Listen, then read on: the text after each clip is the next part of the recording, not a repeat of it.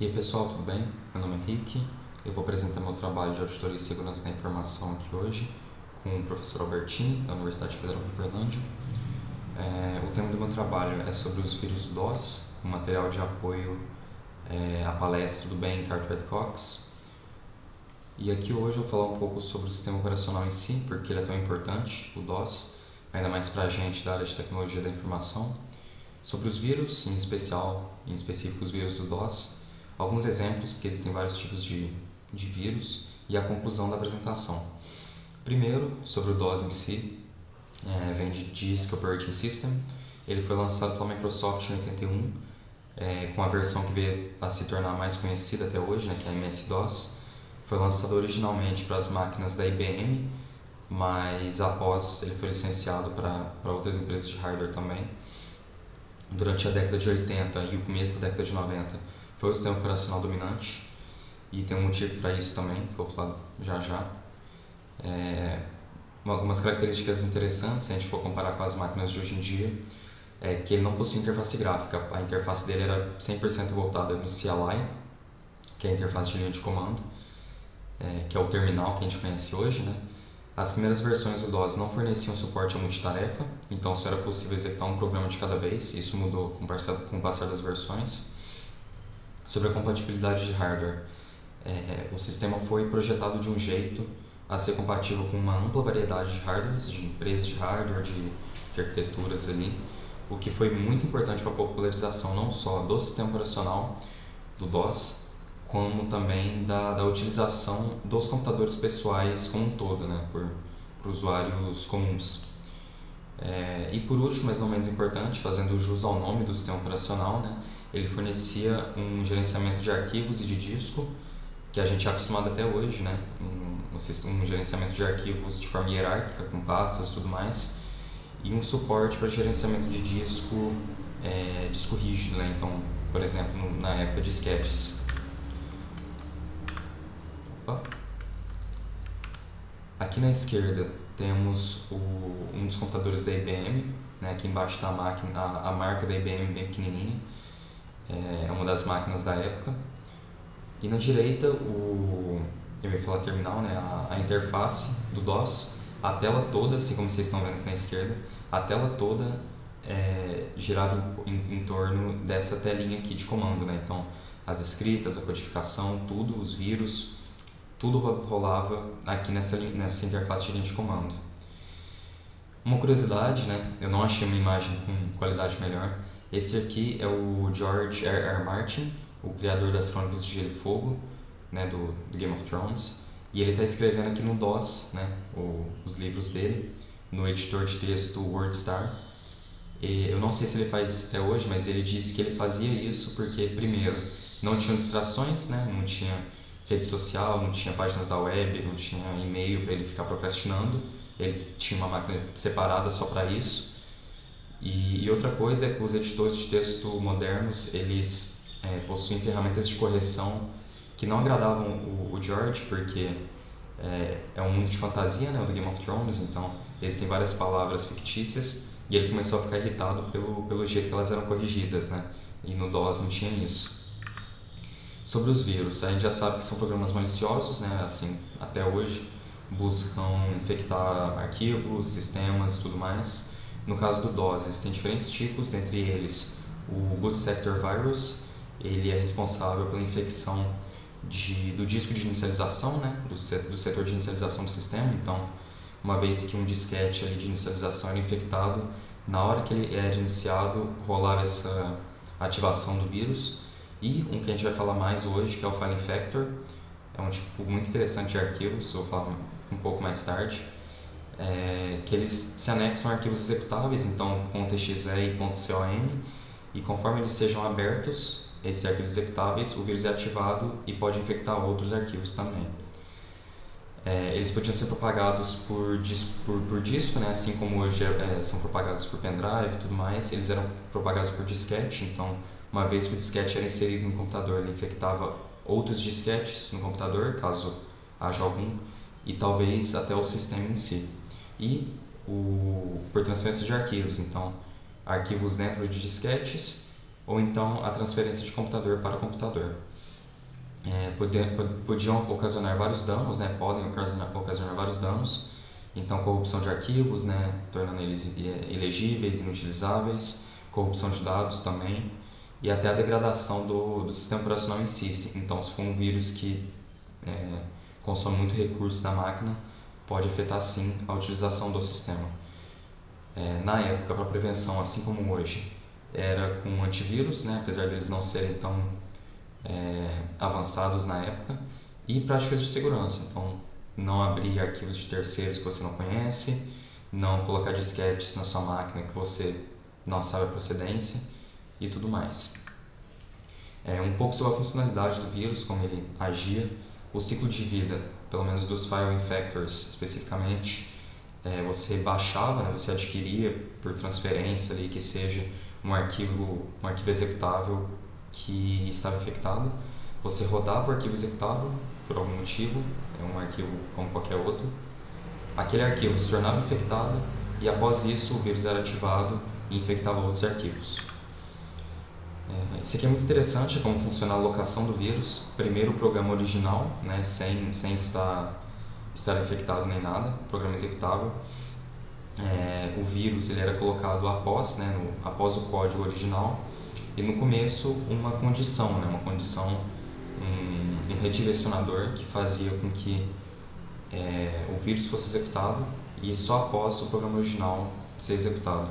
Algo muito interessante é que existem exceções. Alguns vírus mais sofisticados, eles ao invés de aumentar o tamanho completamente, eles buscavam no meio do programa original por espaços nulos, né, por bytes nulos de memória, e alocavam o vírus lá dentro. Então o programa não crescia de tamanho, ou então crescia bem menos do que se colocasse o vírus todo após o código do programa.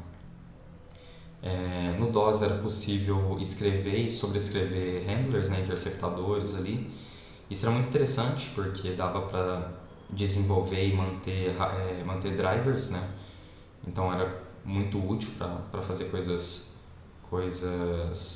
legais ali, coisas usuais também, mas também facilitava o input ali de malwares, né, de vírus. Então a pessoa escrevia um handler, no caso um malware, colocava após a execução do programa antes de qualquer outro tipo de handler ali do DOS, né?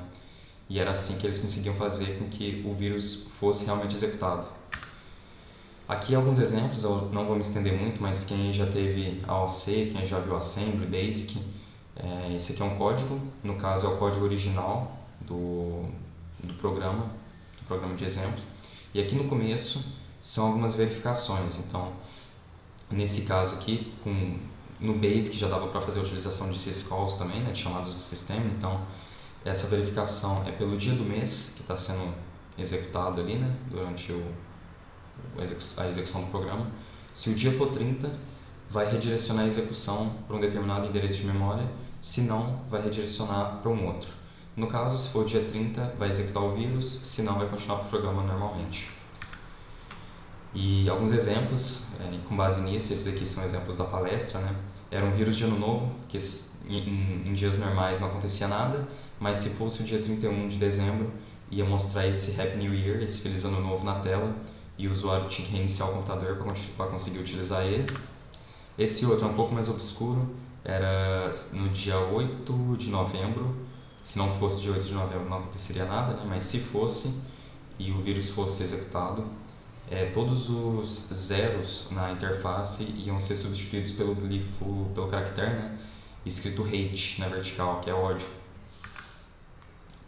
Eu trouxe alguns outros exemplos. Antes eu acho que seria legal falar que eu descobri isso fazendo esse trabalho, né, mas existem vírus que causam mal no DOS, né, que causam dano, mas a sua grande maioria eles são de teor artístico. Então existem alguns prejudiciais que apagam arquivos, né, por exemplo.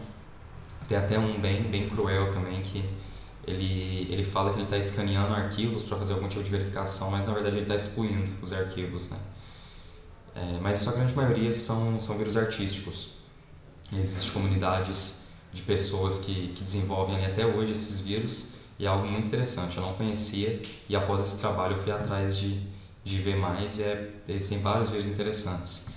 Na palestra o Ben falou sobre o vírus Tecno, que é um que enchia a interface com a palavra Tecno e tocava uma música eletrônica e não dava para o usuário digitar mais, né? E o outro era o vírus Ambulance, que era uma ambulância que percorria pela linha de comando. Esse aqui é o Phantom One.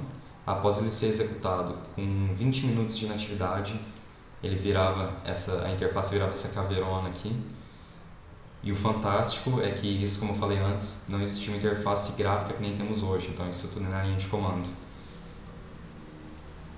Aqui em cima algumas informações sobre o vírus correndo aqui, né? E é isso. Não apagava arquivos, mas tinha que reiniciar para conseguir utilizar depois, né? Um outro vírus que eu trouxe é um mais prejudicial, que é o Apple DOS Trojan. Ele também é de data, eu achei interessante trazer ele porque ele ativa no dia 24 do mês apenas. E ele, além disso, ele é prejudicial porque ele sobrescreve o arquivo de setup e de inicialização do sistema. Então, se for uma data qualquer, que nem está aqui em cima, aparece Try Again Later, e se for o dia 24 do mês, ele vai mostrar essa mensagem: você comeu minha maçã, minha Apple, então agora eu vou comer seu computador. Aí, assim como os outros vírus, o usuário tinha que reiniciar o sistema, mas como esse vírus em especial sobrescrevia o setup de inicialização ali, né, mesmo reiniciando, executava o vírus, então tinha que substituir o disquete de inicialização, por exemplo. E um outro vírus que também é um clássico é o Cascade.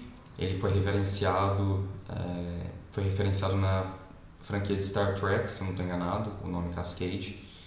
E eu achei ele bem pertinente para a nossa disciplina de auditoria e segurança, porque além da questão visual, né, que eu vou mostrar, vai ser executado já já, ele também criptografava o conteúdo do vírus, né? Então, primeiro sobre a interface gráfica aqui, depois que era executado, de tempo em tempo ele começava a fazer esse esquema de cascata, né, assim como o nome diz, das letras da interface. Então era um pouco incômodo de conseguir utilizar o sistema, né, por causa disso. E ele encriptava o conteúdo do vírus, né, de uma maneira que, dependendo do arquivo infectado, o vírus aparecia de forma diferente. Na época não era muito avançado, né, ele é bem datado, claro. Se eu não me engano, a chave para decriptar o arquivo era o tamanho do arquivo infectado, algo assim. Então é muito previsível, mas é muito interessante, né, essa criptografia, ainda mais para a época. E é isso, existem vários outros exemplos, não dava para mostrar todos aqui, mas eu me interessei muito pelo tema. A gente viu um pouco sobre a importância, né, do DOS. Ele é utilizado até hoje em alguns determinados contextos, sistema legado e tudo mais. Existem diferentes tipos de vírus, diferentes tipos de propagação, diferentes tipos de intenção, né? Como eu disse, a grande maioria dos vírus são de teor artístico, no caso do DOS, até hoje, mas também existem alguns prejudiciais.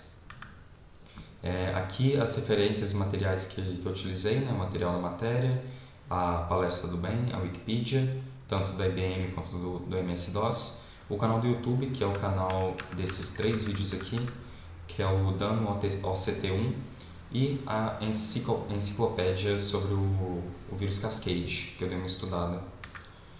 É isso, gente. Muito obrigado. Espero que vocês tenham gostado desse tema tanto quanto eu, após fazer esse trabalho.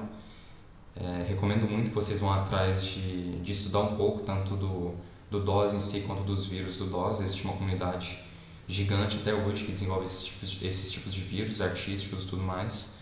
E é algo muito interessante, ainda mais para um sistema operacional que girava apenas em torno de interface de linha de comando, né?